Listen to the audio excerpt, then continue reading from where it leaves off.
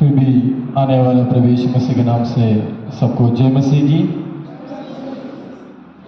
आज इस आराधना में अगुवाई देने वाला प्रिय सिस्टर और सदाल थियोलॉजिकल कॉलेज से आया हुआ हमारे दो भाई लोग और चेन्नई गुरुकुल सेमिनारी से आया हुआ मेरा सारे दोस्त लोग, फिर आया हुआ सारे बच्चों लोग, भाई बहन, माता पिता, सभी लोगों को फिर भी एक और बार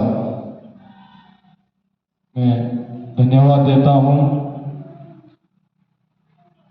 आज वैसे आप लोगों के बीच में परमेश्वर का वचन का द्वारा खड़ो करने के लिए परमेश्वर मेरे जिंदगी में एक अच्छा मौका दिया है, इसलिए मैं परमेश्वर को धन्यवाद देता हूँ।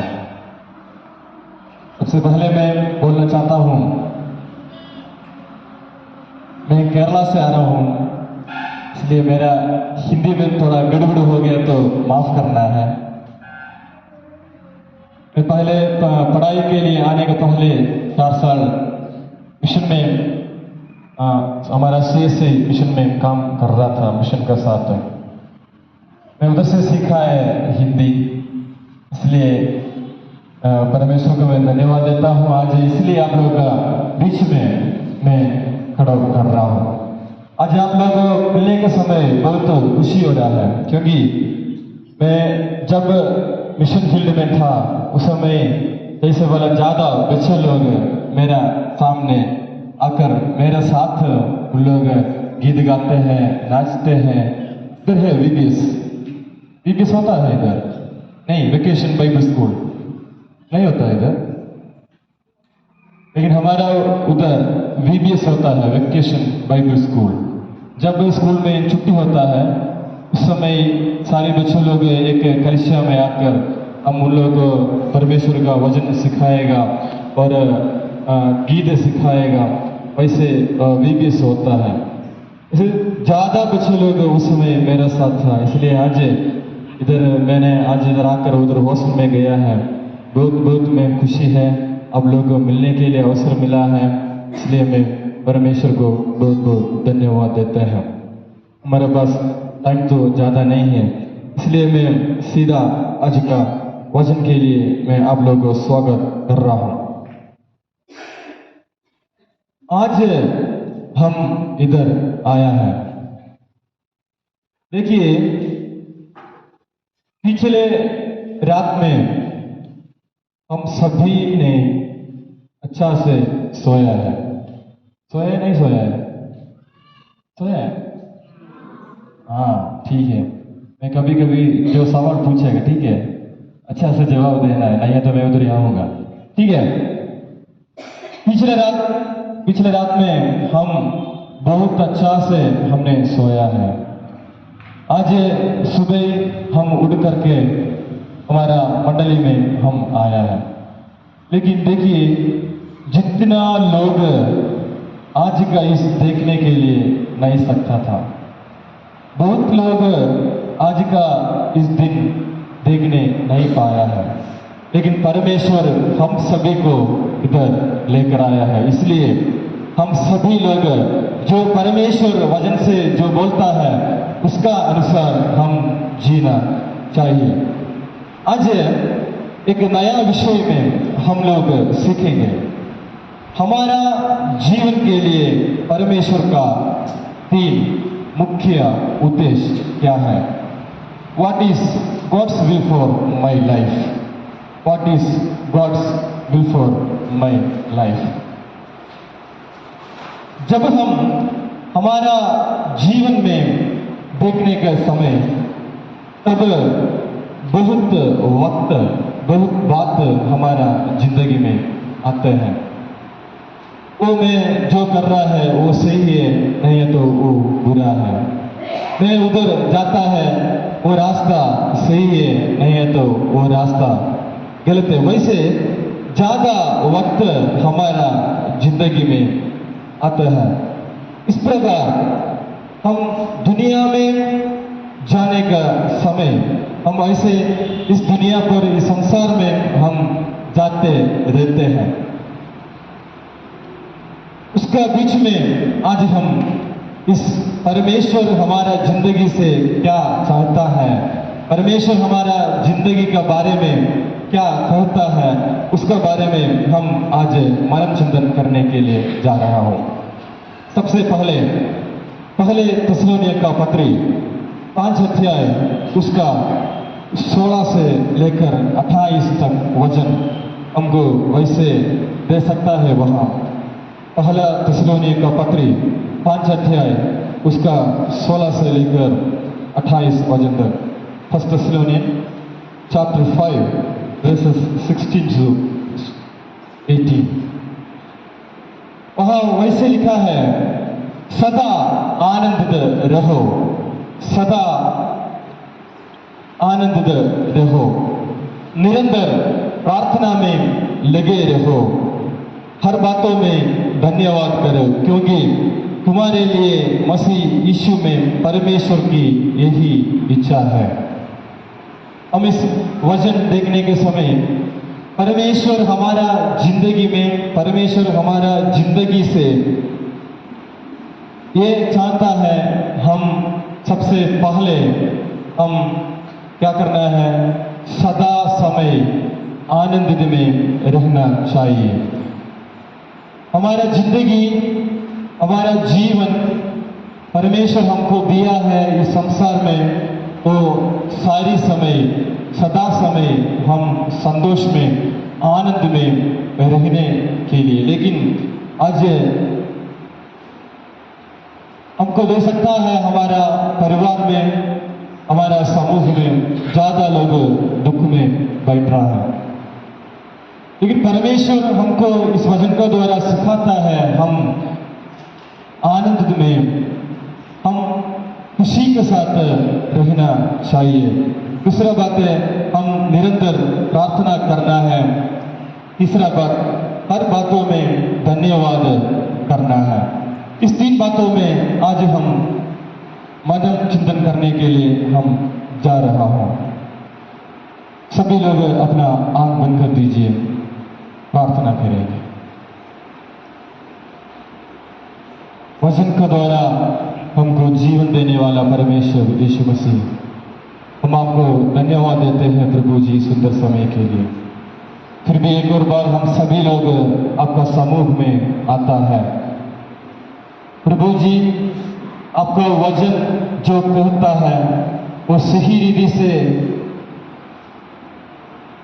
इस लोगों के बीच में बांटने के लिए प्रभु जी आप मुझे ताकत दे दीजिए।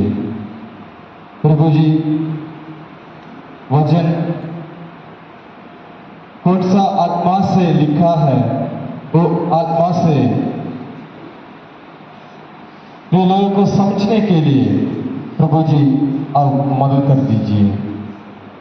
सारी विनती, सारी महिमा हम आपको देते हैं, प्रभु यीशु मसीह के नाम से हम मानते हैं, आमीन आमीन। सबसे पहले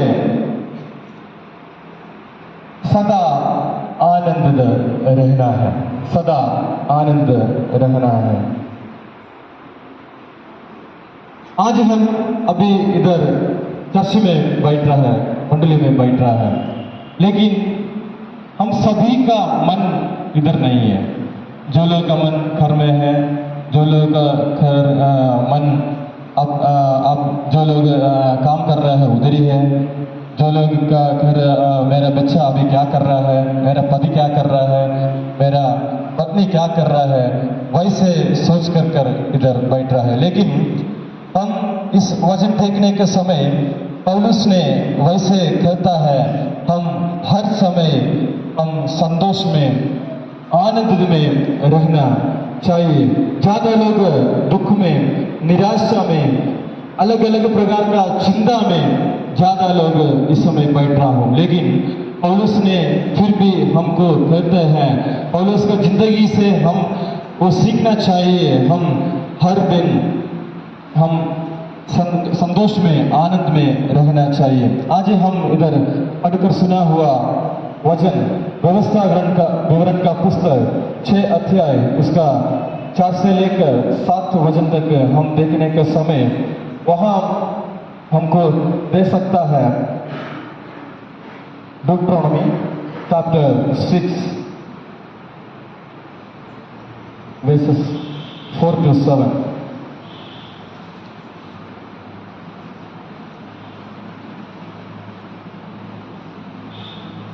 Deuteronomy chapter 6.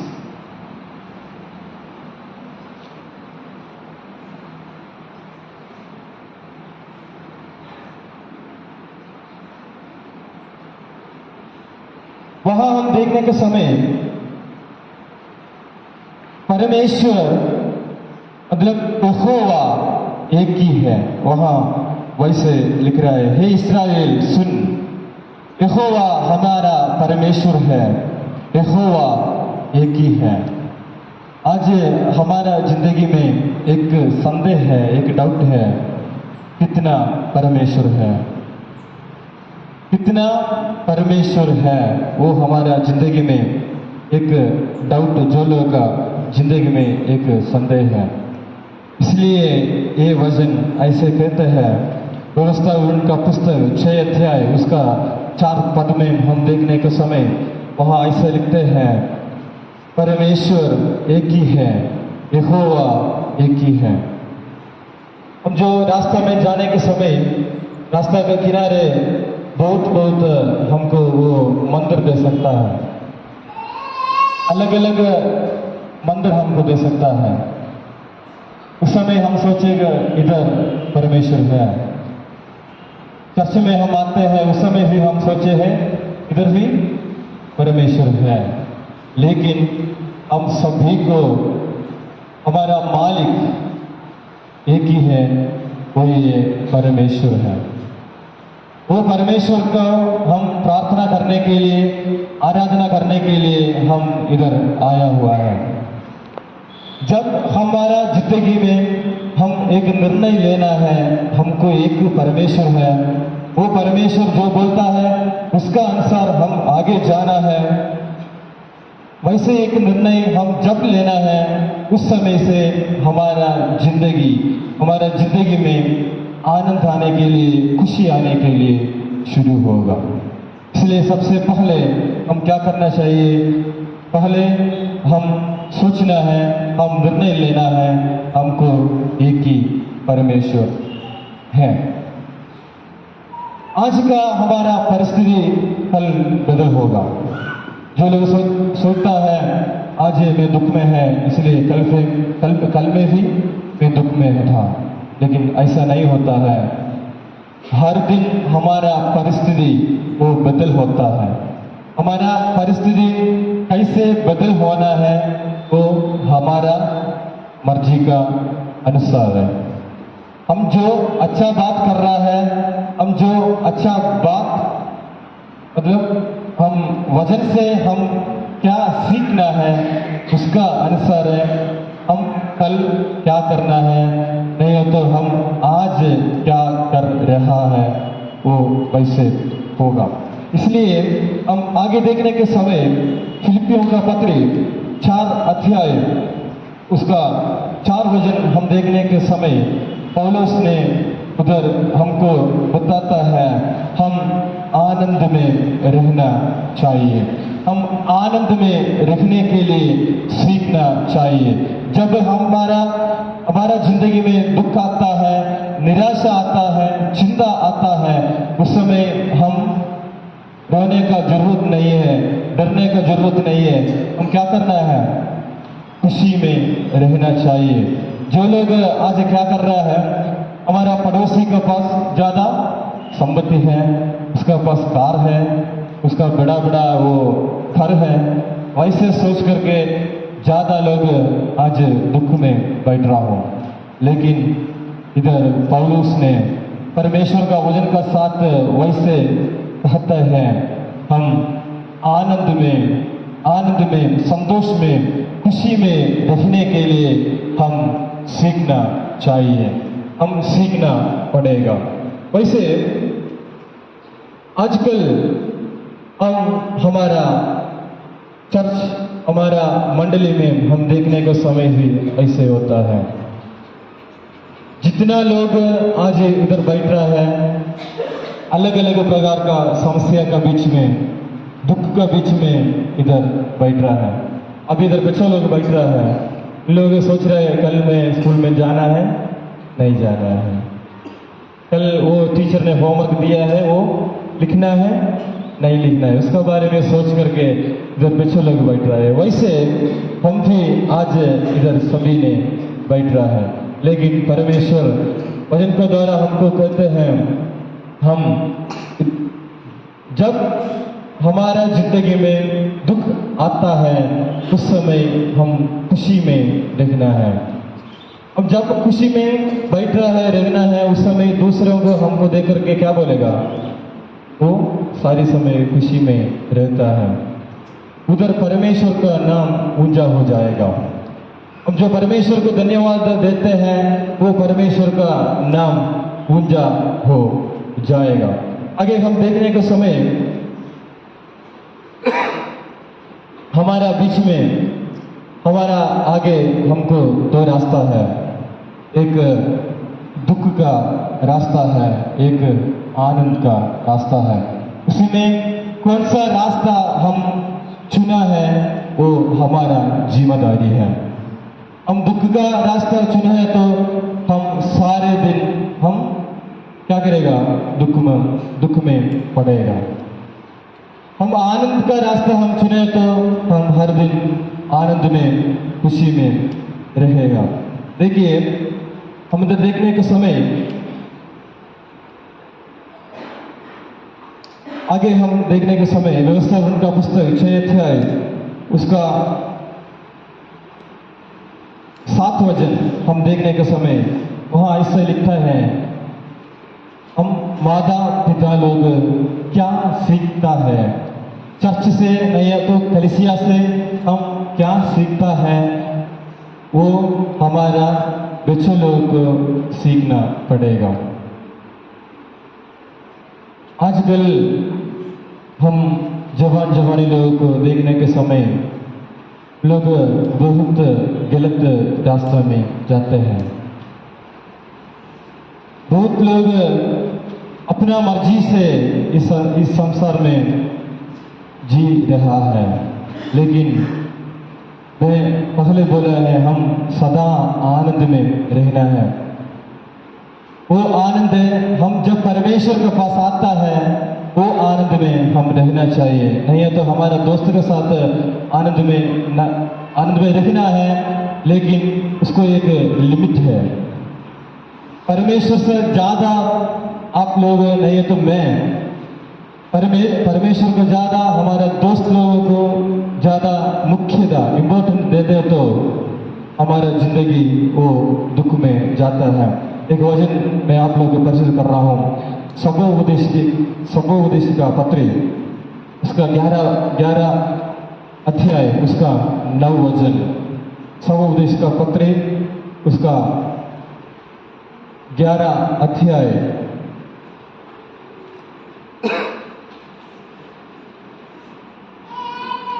उसका 9 वचन वहां ऐसे कहते हैं, हे जवान अपनी जवानी में आनंद कर और अपने जीवन के दिनों के मगन रहे, अपने मनमानी कर और अपने आंखों की दृष्टि के अनुसार चल, परंतु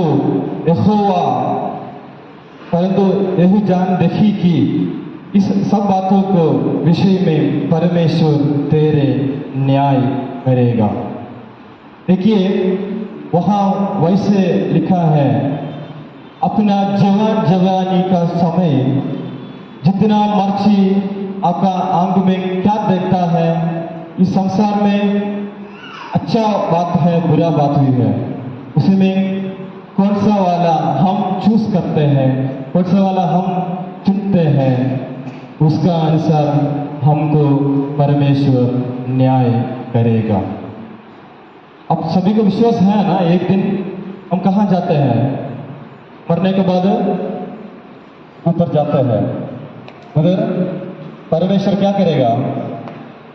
क्या करेगा? हमको न्याय करेगा। इसलिए हम जितना दिन, जितना साल इस संसार में परमेश्वर हमको जीने के लिए देता है, उस सारे समय हमारा जीवन, हमारा मन तन मन संपूर्ण परमेश्वर को समर्पित करके हम संतोष में, हम आनंद में, हम खुशी में रहना चाहिए। देखिए, दूसरा बात हम देखने के समय पहले थिस्सलुनीका पत्री उसका 17 वचन ऐसे लिखते हैं, निरंतर प्रार्थना में लगा रहिए, निरंतर प्रार्थना में लगा रहे। मैं एक सवाल पूछना चाहता हूं, आज कितना लोग प्रार्थना किया है? थोड़ा हाथ उठाइए। आज कितना लोग प्रार्थना किया है? कितना लोग प्रार्थना किया है? आज सुबह कितना लोग प्रार्थना किया है? थोड़ा हाथ उठा दीजिए। प्रार्थना किया है कोई? How many of us today morning we pray to God? Yeah. Thank you.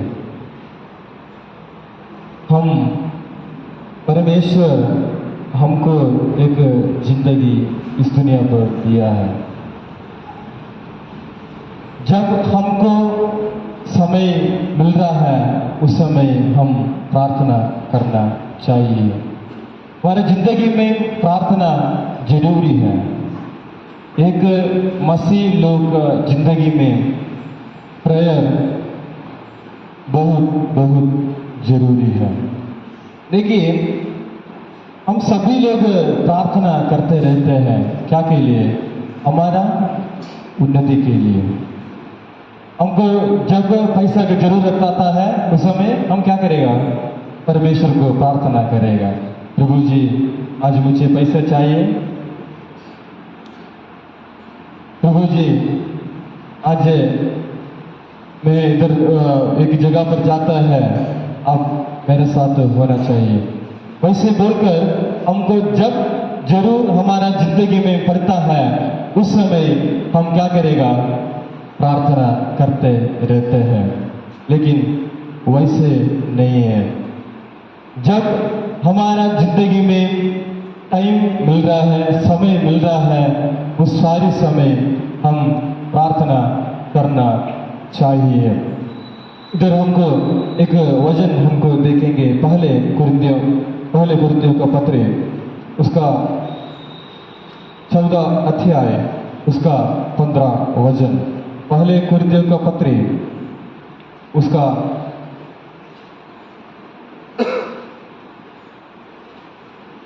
14 अध्याय उसका 15 वचन। वहां ऐसे लिखा है, हम आत्मा से प्रार्थना करना है, हमारा बुद्धि से प्रार्थना करना है। आत्मा से प्रार्थना करूंगा, मैं बुद्धि से प्रार्थना करूंगा। हम क्या के लिए आत्मा से प्रार्थना करना चाहिए? हम आत्मा से प्रार्थना करना चाहिए जब हमारा आत्मिक जिंदगी में रुकावट आ रहा है, कमी आ रहा है, उस समय हम आत्मा से प्रार्थना करना चाहिए। हमारा आत्मीय जिंदगी का उन्नति के लिए, हमारा आत्मीय जिंदगी का बढ़ोतरी के लिए हम प्रार्थना करना चाहिए। देखिए, आज हम सारे लोग इधर बैठ रहा है, क्या के लिए बैठ रहा है? हमारा आत्मीय जिंदगी के लिए, हमारा आत्मीय जिंदगी के लिए हम सभी ने इधर बैठ रहा है। जो हम एक हफ्ता में एक दिन इधर चर्च में आता है, ऐसा नहीं हो रहा है। हमको जब टाइम मिल रहा है, हम जो परमेश्वर को मांगता है उसको पहले परमेश्वर को सब कुछ जानता है। हम नया नियम में मत्ती सुसमाचार में हम देखने के समय वहां ऐसे लिखते हैं, हम मांगने से पहले सब कुछ परमेश्वर को जानता है। इसलिए आज हमने वो धन्यवाद के साथ गीत गाने के समय वहां वैसे लिखता है, मांगने से ज्यादा मिला हुआ है। हम जो मांगते हैं उसको ज्यादा हमको मिलेगा, लेकिन हम क्या करना चाहिए? हमारा आत्मीय बढ़ोतरी के लिए, आत्मीय उन्नति के लिए हम प्रार्थना करना चाहिए। देखिए आगे हम देखने के समय वहां लिखा है हमारा बुद्धि से हम प्रार्थना करना चाहिए। ये वहां कुरिन्थियों का पत्री उधर का कलीसिया के लिए लिखने के समय पौलुस ने उधर का कलीसिया लोगों को वैसे सिखाता है, जब अब हम प्रार्थना करते हैं, जब आप लोग प्रार्थना करते हैं उस समय आत्मा से और बुद्धि से प्रार्थना करना है। बुद्धि से हम प्रार्थना करना है हमारा शरीर के लिए। हमारा शरीर बलहीन है, हमारा शरीर में बहुत कमी कटी है, रुकावट है।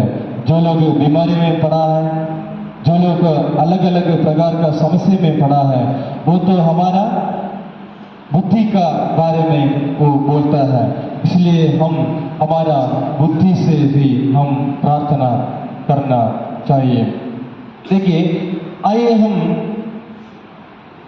देखने के समय मत्ती रचित सुसमाचार उसका 24 अध्याय उसका 41 वचन हम देखने के समय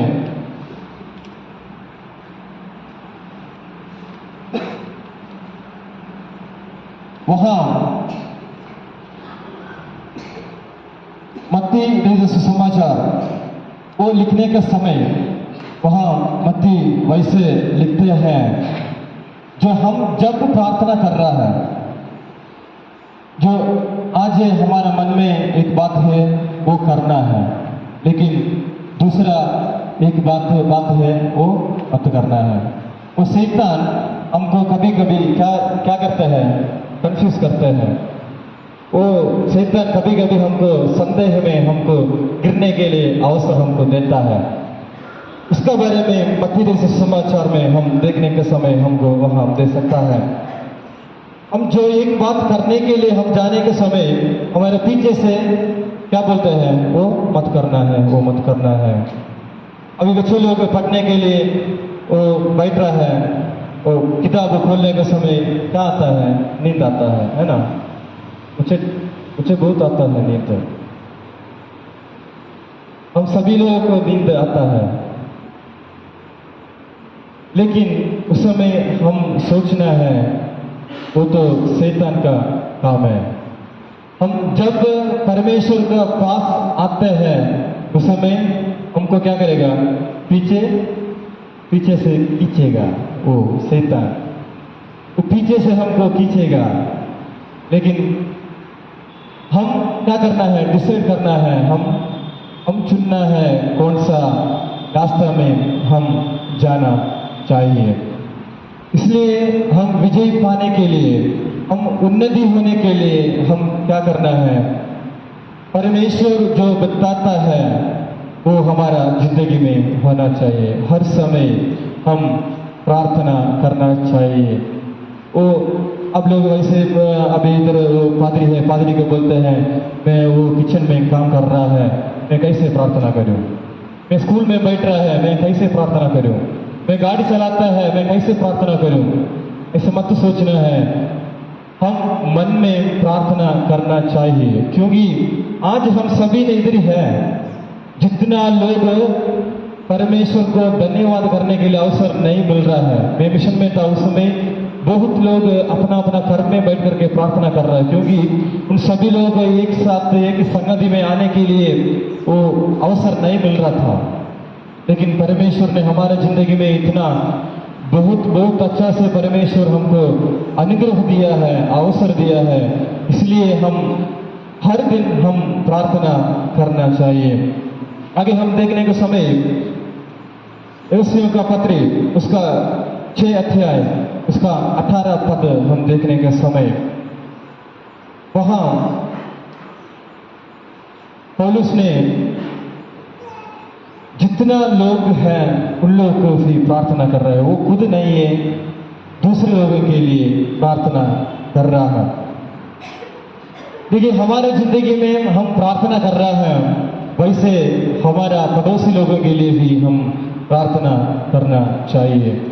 हमारा दोस्तों के लिए हम प्रार्थना करना चाहिए, हमारा परिवार के लिए हम प्रार्थना करना चाहिए। हम खुद प्रार्थना करने के साथ हम उन लोगों को भी प्रार्थना करेंगे तो परमेश्वर हम जो मांगते हैं वो पूरा परमेश्वर करेगा। इसलिए परमेश्वर आज इस वचन का द्वारा हमको सिखाता है, हम हर समय हम निरंतर प्रार्थना में लगा रहेगा है। हम प्रार्थना में निरंतर लगाना जरूरी है। सबसे पहले हमने देखा है हम आनंद में रहना है, उसके बाद हमने देखा है हम प्रार्थना निरंतर हम प्रार्थना करना चाहिए। तीसरा बात हम देखने के समय पहले थिस्सलुनीके पत्री उसका 6 अध्याय उसका 18 पद हम देखने के समय वहां वैसे लिखते हैं, हर बातों में धन्यवाद करें, हर बातों में धन्यवाद करें। कब हम धन्यवाद देना है परमेश्वर को, हम कब धन्यवाद देना है हमको आगे देखेंगे।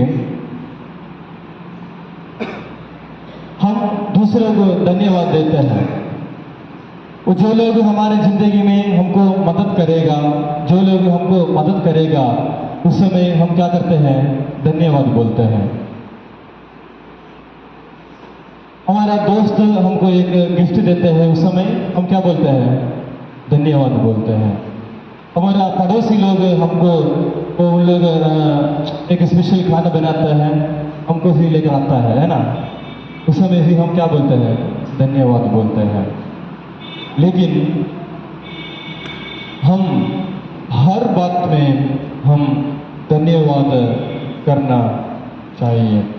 आज हमने एक गीत गाया है, धन्यवाद के साथ हम स्तुति गाऊंगा। परमेश्वर हमारे जिंदगी में हमको जो अनुग्रह दिया है, परमेश्वर हमारा जिंदगी में जो अनुग्रह दिया है, उसके लिए हम धन्यवाद करना वो जरूरी बात है। देखिए हम नया नियम में हम देखने के समय यीशु मसीह ने 10 लोगों को उनको बीमारी से छुटकारा दिया है, 10 लोगों को छुटकारा दिया है। वो 10 लोग यीशु मसीह के पास आ रहा है, उनको शरीर में बीमारी है, उसे बचाने के लिए वो यीशु मसीह के पास आता है।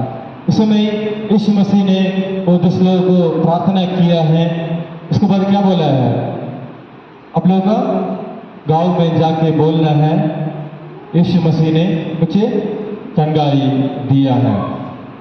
लेकिन हम नया नियम में हम देखने के समय 10 लोगों को चंगाई दिया है, उसी से एक व्यक्ति वापस आकर यीशु मसीह को क्या किया है, धन्यवाद दिया है। एक व्यक्ति आकर यीशु मसीह को धन्यवाद दिया है। हम भी सोचना पड़ेगा, कभी कभी हम भी वैसे होता है। परमेश्वर यीशु मसीह ने हमारे जिंदगी में बहुत आशीष दिया है, अच्छा परिवार दिया है, अच्छा बच्चे लोगों को हमको दिया है, पढ़ने को अवसर परमेश्वर ने हमको दिया है, अच्छा माता पिता को परमेश्वर हमको दिया है। लेकिन कभी भी हमने परमेश्वर को धन्यवाद नहीं कर रहा हूं। लेकिन आज पौलुस ने हमको सिखाता है, हमारा जिंदगी में एक छोटी बात होगा, छोटी बात। आज हम इधर से वो उधर एक रास्ता में जाता है, इतना गाड़ी जाता है, उधर जाता है आता है, उसी से हमको बचा के इधर लेकर आया है, उसको हम धन्यवाद करना चाहिए। जब टाइम मिल रहा है उस समय हम परमेश्वर को धन्यवाद करना बहुत जरूरी है। इसलिए आज हम पहले मैंने बोला है, सबसे पहले हमारा जिंदगी में खुशी होने के लिए, आनंद होने के लिए सबसे पहले हमारा जिंदगी में एक परमेश्वर होना चाहिए। वो परमेश्वर हमको है, लेकिन जो लोग उस परमेश्वर के ऊपर विश्वास नहीं करता है, उस परमेश्वर के ऊपर हम विश्वास करके हम आगे जाएंगे तो हमारा जिंदगी में हर समय हर दिन खुशी में रह सकता है। उसके बाद मैंने बोला है हर समय हम निरंतर प्रार्थना में रहना चाहिए। हमारे जिंदगी में जब टाइम मिल रहा है, नहीं है तो टाइम निकालना है। सुबह प्रार्थना करना है, दोपहर को प्रार्थना करना है, रात को प्रार्थना करना है, शाम को प्रार्थना करना है, वो नहीं है। हमारे जिंदगी में जब टाइम मिल रहा है वो सारी समय हम कॉलेज में बैठ रहा है, चर्च में बैठ रहा है, हम घर में बैठ रहा है, सारी समय हम प्रार्थना करना चाहिए। उसके बाद मैंने बोला है हर बातों में हम धन्यवाद करना चाहिए। हर बातों में हम धन्यवाद करना चाहिए। जो लोग बोलते हैं मैं क्यों धन्यवाद करना है, मैं क्यों धन्यवाद करना है, ऐसे कभी भी मत सोचना है, क्योंकि आज हम इधर ही है, उसके लिए हम परमेश्वर को धन्यवाद देना चाहिए। देखिए हम चेन्नई से इधर आया है, कम से कम 2500 किलोमीटर है चेन्नई से इधर झारखंड में बिहार में आने के लिए। आज हमारा जिंदगी में हमने कभी भी नहीं सोचा है हमको ऐसे एक अवसर मिलेगा, लेकिन परमेश्वर जो कर रहा है वो हमारा जिंदगी को खुशी देने के लिए वो कर रहा है। तो हमारे जिंदगी में एक बीमारी आता है, लेकिन उसके बाद हमको परमेश्वर एक चंगाई देता है।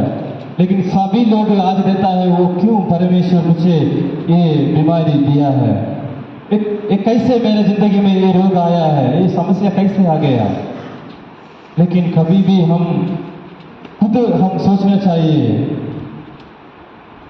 परमेश्वर एक ही है, वो परमेश्वर को हम आराधना करना है, स्तुति करना है, वही हमारा जरूरत है। इसलिए आज हम एक निर्णय लेना चाहिए। आज हम एक निर्णय लेना चाहिए। हम निरंतर खुशी में रहने के लिए, निरंतर प्रार्थना करने के लिए, निरंतर हम धन्यवाद करने के लिए परमेश्वर हमारा जिंदगी में एक अद्भुत काम करने के लिए आज से हम प्रार्थना करना चाहिए। प्रभु जी मेरा जिंदगी मुझे चाहिए,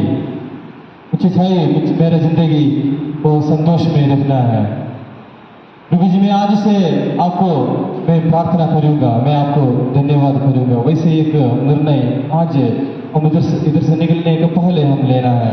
कुछ लोग आप लोग भी परमेश्वर को प्रार्थना करना है, प्रभु जी पढ़ने के लिए मुझे ज्ञान देना है, मुझे बुद्धि देना है। मेरे दोस्त को बहुत बुद्धि है, ज्ञान है, लेकिन मुझे नहीं। ऐसे कभी भी मत सोचना है। परमेश्वर का धूप से हम सभी को बनाया है। अब लोगों को विश्वास है, किसी को विश्वास है परमेश्वर के धूप से हमको बनाया है। अब लोग आसपास बैठ रहा था ना, उन लोग देखिए, उन लोग वो फेस में थोड़ा देख लीजिए, इसमें पता चलेगा परमेश्वर कौन है। आज परमेश्वर हमको इधर लेकर आया है, उसको भी हम धन्यवाद करना चाहिए। आज हमने ये 3 बात हमने सिखाए हैं। परमेश्वर हमारा जिंदगी से, हमारा जीवन से परमेश्वर का 3 मुख्य बातें, हम संतोष में रहना चाहिए, हम आनंद में रहना चाहिए, हम निरंतर प्रार्थना करना चाहिए, हर बातों के लिए हम धन्यवाद करना चाहिए।